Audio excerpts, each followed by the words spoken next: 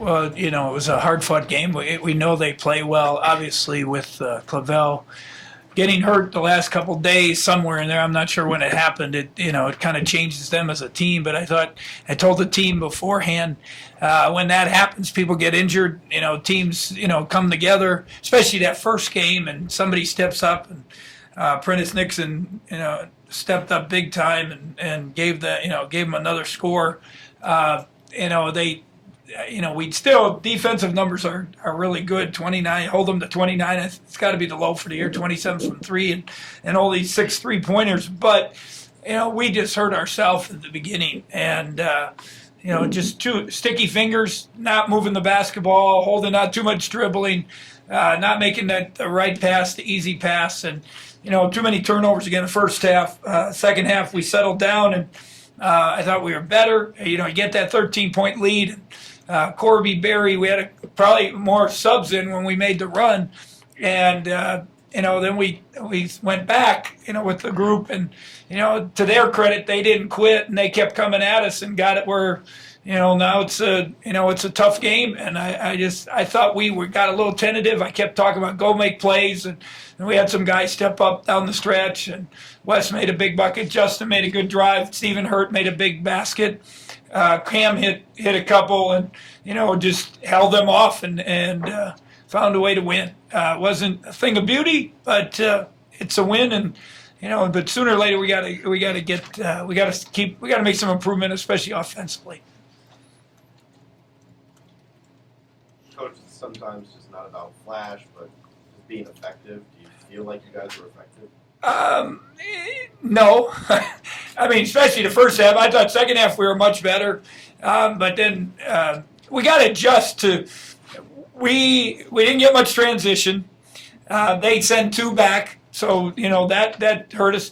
They sit in the lane, and I thought early our guys just we had 4 charges in the first half, 4 offensive fouls. That's almost half your turnovers. So those are empty possessions, and in all of those we had people wide open. Second half, we had wide open shots. We had chances. I mean, Justin had a wide open one. Barry had one. Dean had one in the corner. We had, threes. And, you got to get some of those to go down to spread the defense, because they were just saying, we're packing it in. We're not letting you get to the hoop. But you still got to keep making those easy passes. We were just there's a replay of the game on already in the locker room. And one of the first plays, Dean just did a little roll and replace, and hit about a 12-footer, 13-footer, and it's easy basketball, but you got to see it, and you got to read it and make the plays. Every game is different. Teams guard differently, and we got to become more effective if we're gonna, especially as we get into our league. Dean, what were you able to do in the first half? Seemed like you were the only one that could kind of get anything going. Just roll and replacing, and offensive rebounds mostly, just a lot of effort plays. Luckily, I knocked down a couple shots in the first half that I didn't hit in the second half, but just trying to get rebounds and being aggressive. Do you have a lot of friends from St. John over here for this one? I guess. I don't know. I walked out there after the game, and it seems like there's people everywhere from St. John, so I don't know. Justin, they made a run, got within a couple points, and then all of a sudden Stephen hit a big shot. You hit one, Wesley. I mean, it was just time for you veterans to kind of step up. Yeah, the coach just kept telling us to make a play and just be players and not play to lose. So after they went on that run, after Hurt hit that 3, it just sparked me and Wes, and then it was on from there. Coach, what do you think the guys did best defensively today against a team that averages quite a bit more points? Well, they obviously, when they don't have a guy to average 20 and he averages 3 or 4 assists, it helps us. But I thought we got into them. Our hedges were good on the ball screens. Our weak side help was pretty good, and we always talk about hands, and that's closing out the shooters, and it's also on the ball screens, getting hands up so they can't make the easy pass.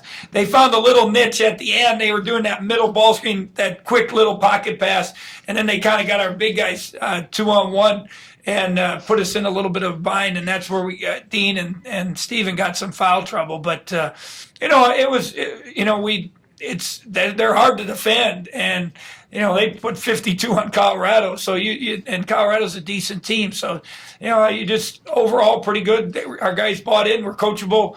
I thought Cam was good on the little guy.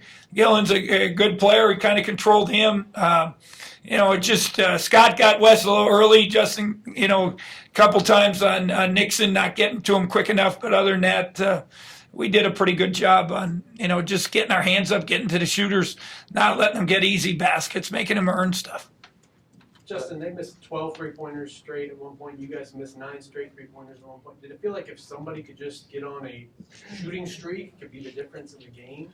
Yeah, definitely. I think in the second half we were taking good threes. They're all wide open. We just got to knock them down. And luckily we played defense and didn't let them hit their threes, because if they did, it'd obviously be a different outcome. So I think even though we missed shots, we played defense and stopped them, which is helpful for us. Justin, how encouraging is it for you that in a lot of these close games you've been in, you found ways to win, maybe not even at your best? It's very encouraging, because then that just reminds me if I'm not having a good game, if West is not having a good game, that our teammates are stepping up. Barry, Corby, they came up huge tonight. Cam at the end of the game, I kind of yelled at him on the court just to chill out, and I think he just took it.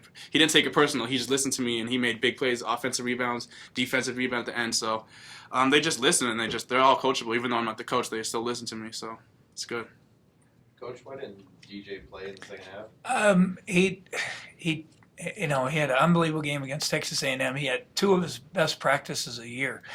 And we were pretty excited, but he thought yesterday the bus ride down, it was a little stiff, a little sore, and then in the first half it's pretty good energy, playing pretty well.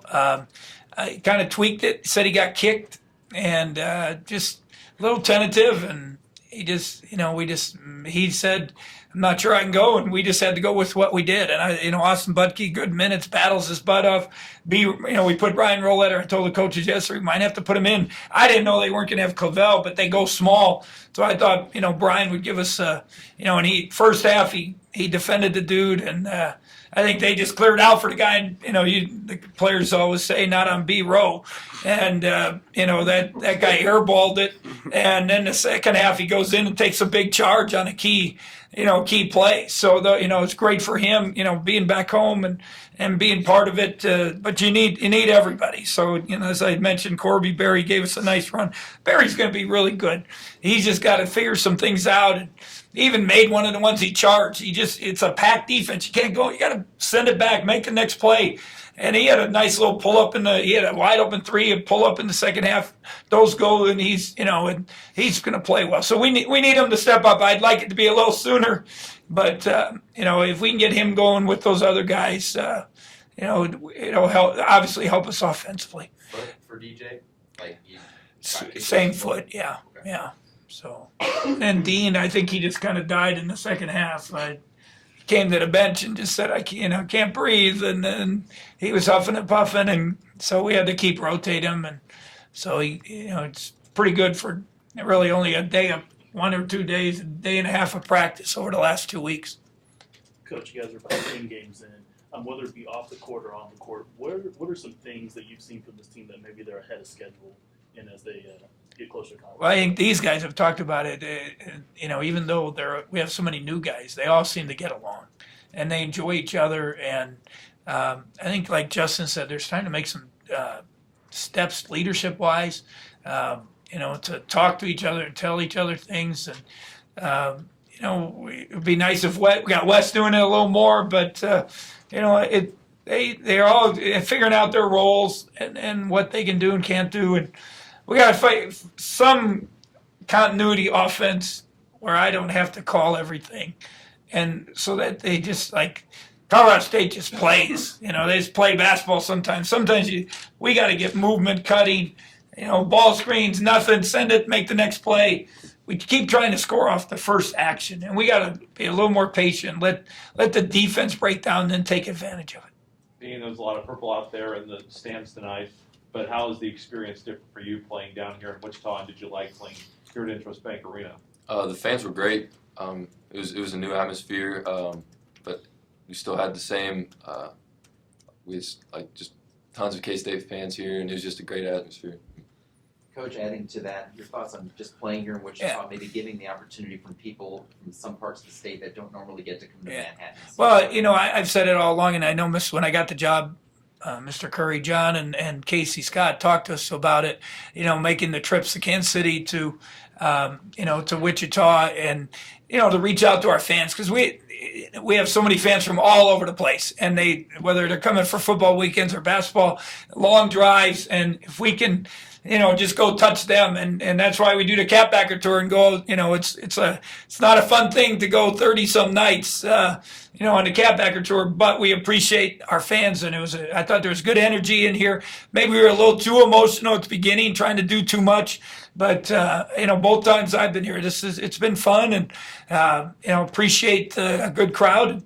Now we got 3 at home, so it would be nice to, I know it's tough, no students, and they do some holiday package games, but it'd be nice to have nice crowds. North Dakota on Tuesday, St. Louis that next week, and then obviously the opener, West Virginia, in a couple weeks. So, but the fans have been great. I think I get tons of people talking, letters, emails. People grab me, they like our team, they like what they do, how they play, and so it's good to come down here, and obviously to have Dean too. They're a little closer. All those people come. They might not be Dean's friends, but they care about K-State. Justin, you said you wanted to win a couple days ago. Just kind of a relief now that you had to grind one out.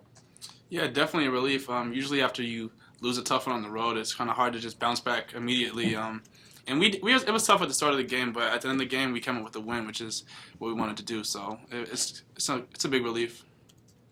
For both Dean and Justin, what's this next week like when you have to juggle, getting home for the holidays and practice and games? We can't really focus on getting home just yet. We got practice, gotta get another win, and then after that, then we can focus on going home, and we come back on Christmas, so we'll be back in the gym working out, watching film, and then getting ready for the next game.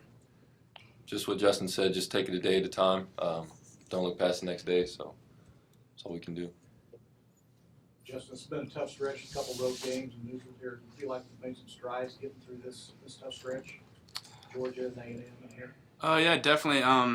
Just knowing that we have to come up with a lot of emotion and intensity all the time is just something that our team is looking like we're building on. So I think it's good for us. It's a learning experience. It's good, like Coach always says, it's good to learn from wins. So it's a good learning experience for us. Coach, you made a final decision on what you want to do with Dante yet? He just got back to practice, and that was positive. He was out about a week, 10 days, didn't make the trip to Texas A&M, even back home, but this time it was his back. It was just his back. And I think the intensity, he just wasn't ready. He wasn't ready for it. And the intensity of the workouts and practice, and when you don't do anything for 5 months, he thought he was ready, but I think he found out, it's a lot tougher than he thought. And, to keep up with the game and do some of that stuff. So, we got to figure something out between, with him, or, because we don't have much depth at the big spot, especially, you get, DJ gives you hope, and then all of a sudden now you're like, is he going to be okay? And I was hoping that it would continue moving forward with him in a positive fashion, but we just, whether it's Dante or Isaiah or whatever, we got to see if we can get another body in to help us.